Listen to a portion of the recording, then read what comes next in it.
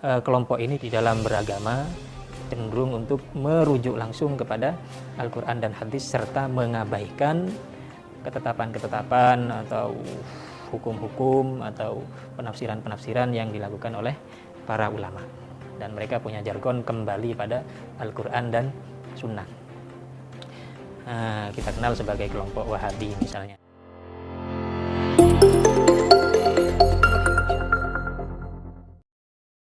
Ekstrem kanan maksudnya orang-orang radikal yang pemikirannya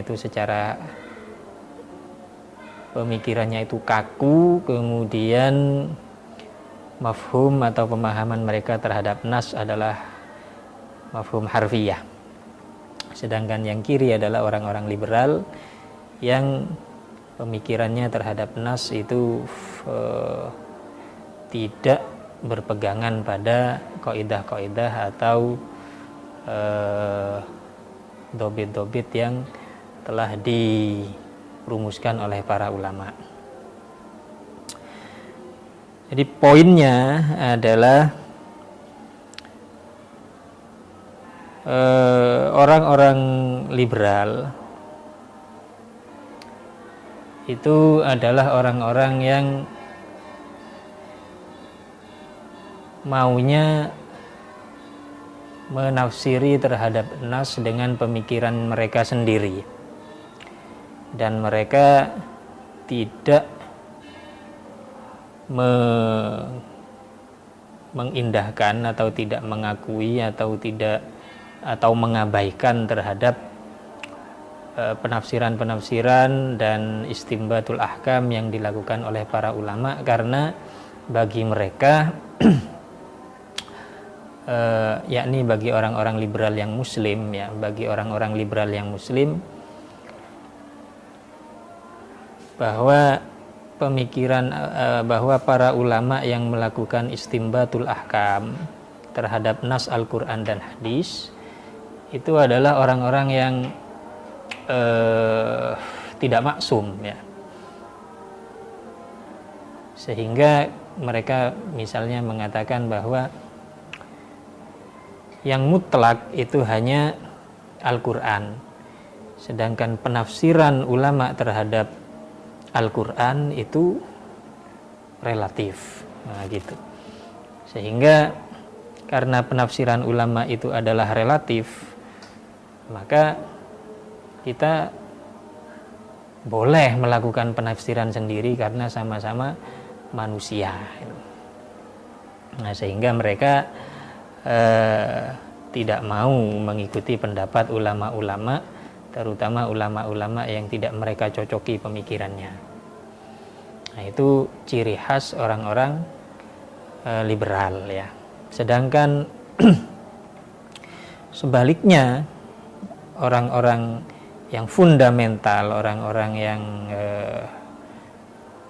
dikatakan sebagai ekstrem kanan, mereka juga tidak mau mengikuti hasil istimbatul ahkam yang dilakukan oleh para ulama, karena dikatakan oleh mereka apa yang dilakukan oleh para ulama ini tidak murni, Jadi kalau mereka mengikuti apa yang ditulis atau yang ditetapkan oleh para ulama dalam kitab-kitab mereka, ini berislamnya mereka ini berarti tidak murni dari Al-Quran atau hadis-hadis yang sahih. Sehingga kelompok ini cenderung untuk di dalam beragama cenderung untuk merujuk langsung kepada Al-Quran dan hadis serta mengabaikan ketetapan-ketetapan atau hukum-hukum atau penafsiran-penafsiran yang dilakukan oleh para ulama. Dan mereka punya jargon kembali pada Al-Quran dan Sunnah. Kita kenal sebagai kelompok Wahabi misalnya, jadi baik yang ekstrem kanan maupun yang ekstrem kiri, yang ekstrem kanan seperti Wahabi atau yang ekstrem kiri seperti liberal, ini sama-sama anti madhab sebenarnya ya.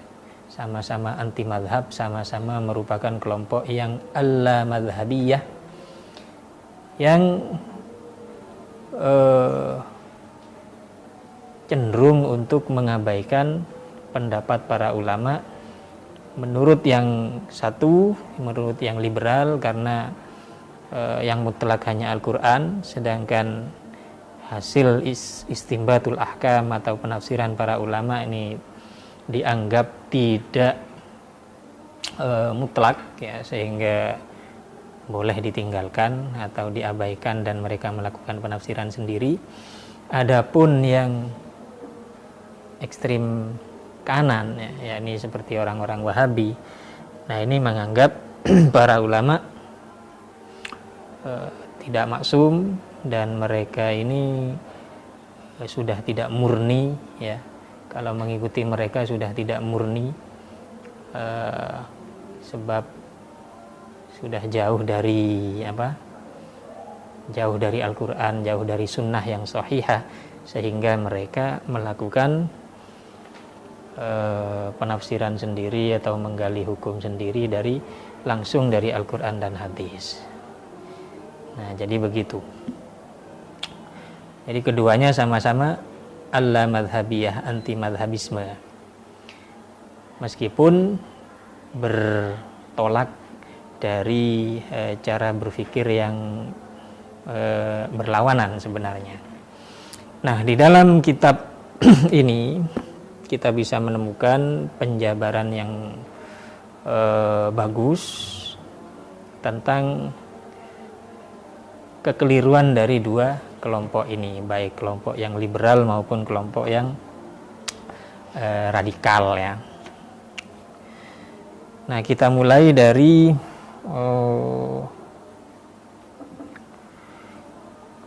penjelasan beliau, penulis, yang menjelaskan bahwa sesungguhnya para ulama ketika mereka itu berbeda pendapat, terutama di dalam hal-hal yang fiqhiyah ya, karena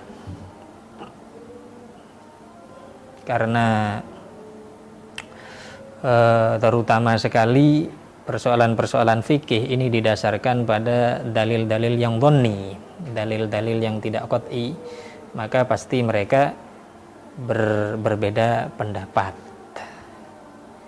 Namun berbedanya pendapat dari kalangan para ulama mujtahid itu bukan asal beda gitu ya, bukan karena saya suka yang begini ya, bukan karena urusan suka atau tidak suka. Namun berbedanya mereka itu memiliki dalil-dalil yang kuat dari nas yang lain ya, baik dari Al-Quran maupun dari hadis, di samping didukung oleh nalar akal.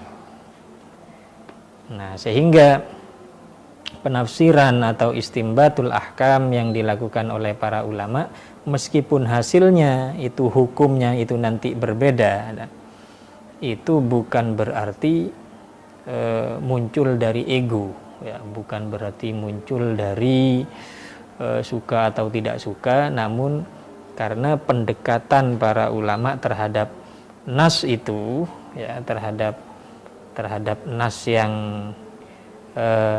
mereka interpretasikan ini memiliki dukungan-dukungan atau penguat-penguat dari berbagai sisi ya. Sedangkan ulama lain juga memiliki penguat lain dari nas yang mereka yakini mendukung terhadap pendapat mereka. Nah, sehingga perbedaan para ulama ini tidak asal-asalan gitu ya, bukan karena perbedaan pemikiran manusiawi, akan tetapi pemikiran yang didasarkan pada nas wahyu juga.